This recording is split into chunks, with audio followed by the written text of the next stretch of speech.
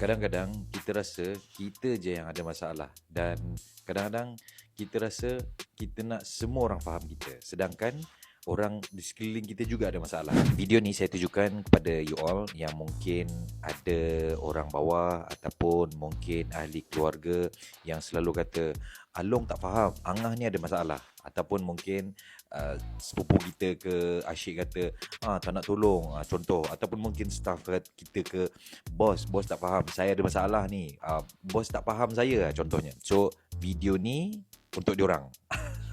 Maksudnya kadang-kadang kita fikir kita je ada masalah dan kita rasa orang lain perlu faham kita.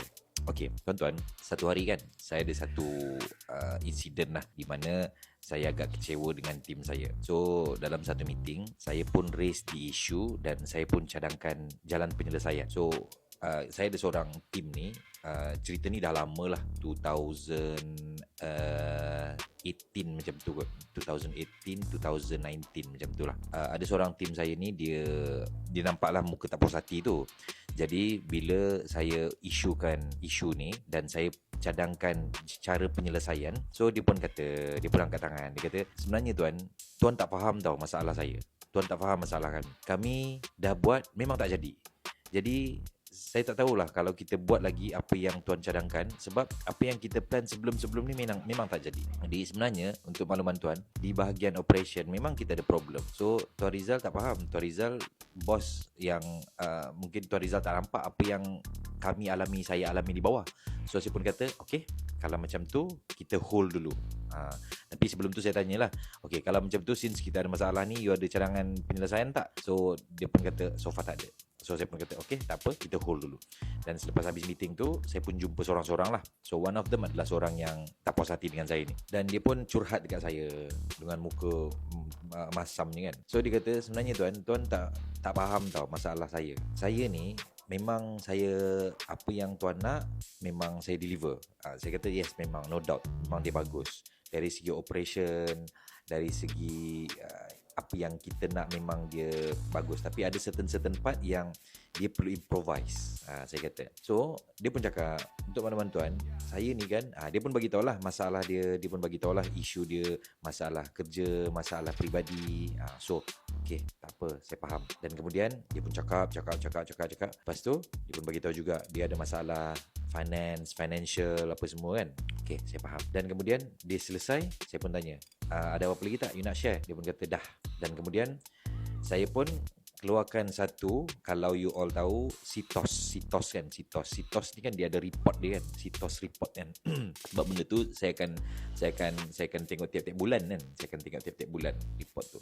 Saya keluarkan saya punya status report CITOS, saya tunjukkan dia. So saya kata, you tahu tak apa benda ni? Dia kata, tak tahu, ni apa tengok dekat ujung ni, CITOS, okay. You tahu tak apa number ni? Dia kata, saya tak tahu tuan. Inilah senarai hutang-hutang saya. Inilah senarai hutang-hutang saya yang you tak tahu, dan inilah benda yang saya hadap benda ni. Ini satu je, saya kata. Yang nampak kan berapa banyak kan? Kata, dia macam diam kan, macam dia nampak macam tu. Ini sikit je. Ini peribadi saya tau, saya kata. Ini saya punya personal. Itu tak termasuk company lagi. Dan tak termasuk masalah yang you cakap dengan saya lagi. Tak termasuk masalah staff-staff lain lagi. Tak termasuk masalah sales yang agak slow pada ketika itu kan. Itu tak termasuk lagi masalah saya dengan family saya. Itu tak termasuk lagi masalah kita dengan klien. Itu tak termasuk lagi. Bila-bila saya, itu tak termasuk lagi. Itu tak termasuk.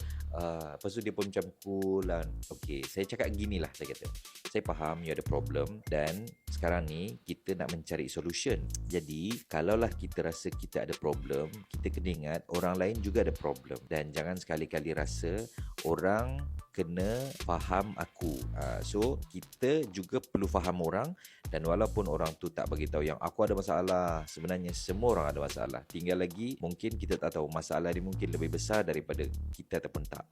Jadi poin saya adalah, guys, kalaulah kita selalu merungut kita ni ada masalah, kalaulah kita selalu kata bos aku ni tak faham, kalaulah mungkin kita kata macam ahli keluarga aku ni tak faham, so kita kena ingat, kalau kita ada masalah, orang lain juga ada masalah. Dan jangan sekali-kali rasa orang lain perlu faham aku. Kita juga perlu faham orang lain. Dan apa yang kita perlu buat selepas ni, kita selesaikan masalah tu. Dan insya-Allah kita improve diri kita. So you all dapat sesuatu tak? Kalau dapat, cuba komen. Dapat.